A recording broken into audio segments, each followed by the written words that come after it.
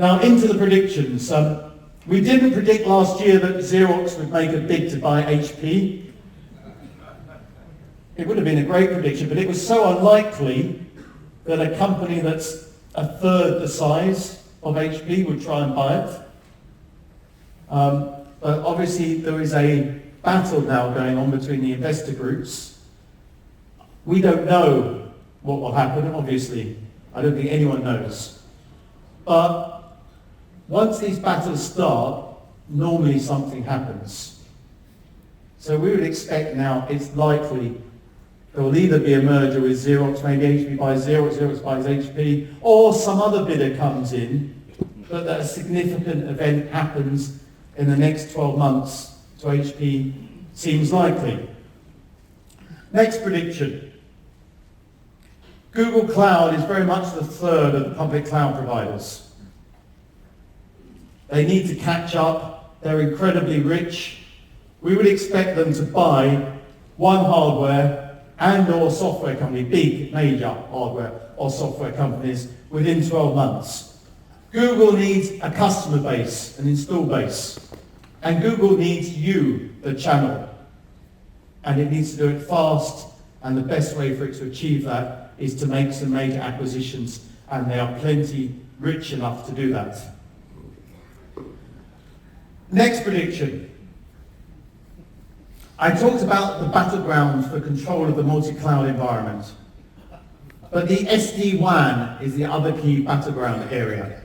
Cisco very much the leader, but VMware, ever since it bought Nicira, catching up and on Cisco's tail in terms of control of the SD-WAN. Cisco coming at it from a proprietary hardware point of view, VMware coming at it from an application point of view. VMware and Cisco, remember VCE, they used to be partners. They are not partners right now. So an easy prediction is you will not see these two people on the same stage by the end of 2021. That is the second big battleground in the industry, and VMware is clearly a threat to Cisco in this very lucrative and pivotal part of the industry. Something I think this prediction many of you in the room will think is obvious.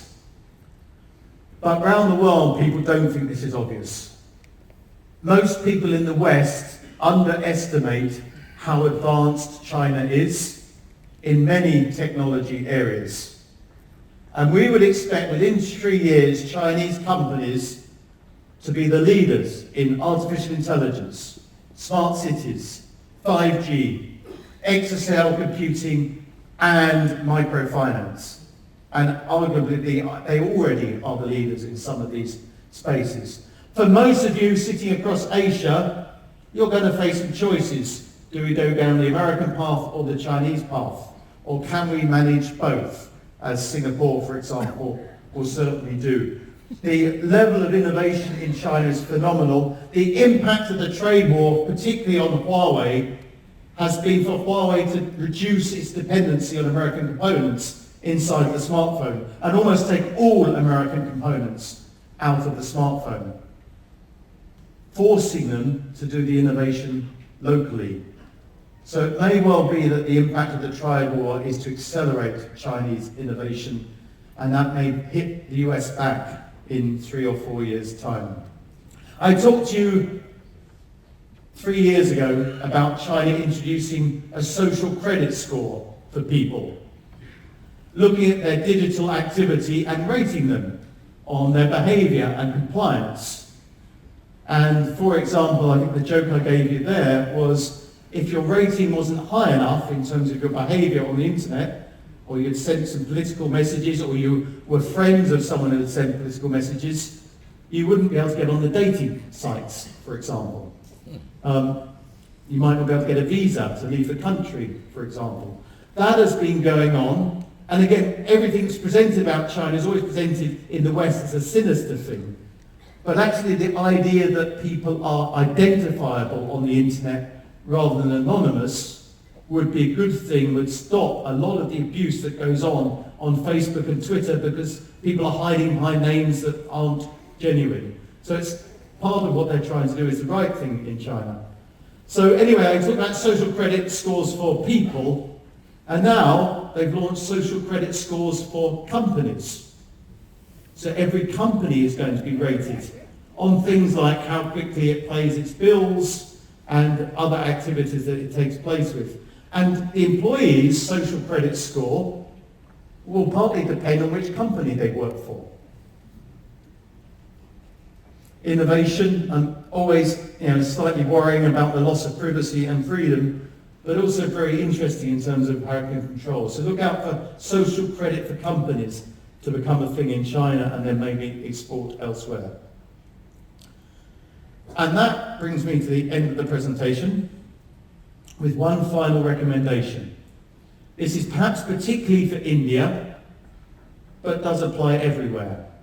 Retailing around the world has been devastated by the rise of internet shopping, online commerce and online marketplaces. There is a disparity in the taxation systems between retail companies with physical premises and the internet companies.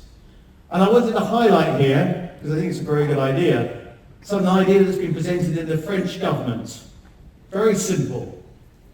The way to rebalance the economy, but also to charge internet companies for the infrastructure they use in a country, because they send trucks on roads, they create congestion, they create pollution, all of which is a state-provided service, and somehow they need to contribute to those costs.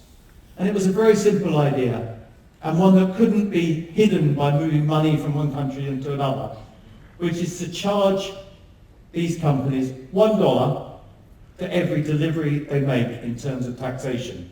It's easy to audit. It would apply to the country, maybe to the state that they take those deliveries in. It would force consumers perhaps to think about, do I really just need to buy a $5 item on the internet, or shall I wait and put that in my shopping basket and receive it in 3 weeks' time when I make my next order and put everything together, reducing the congestion, reducing the pollution. It seems totally fair, logical. Maybe even the likes of Alibaba and Amazon would support it in terms of it's fair and auditable and treats everyone equally. We need to do something to tax the digital age, the best idea we've heard. If you can all talk about it and journalists write about it, maybe, just maybe, we get a groundswell of opinion to change some politics around the world and provide that very fair rebalancing. So that brings me to the end of my presentation.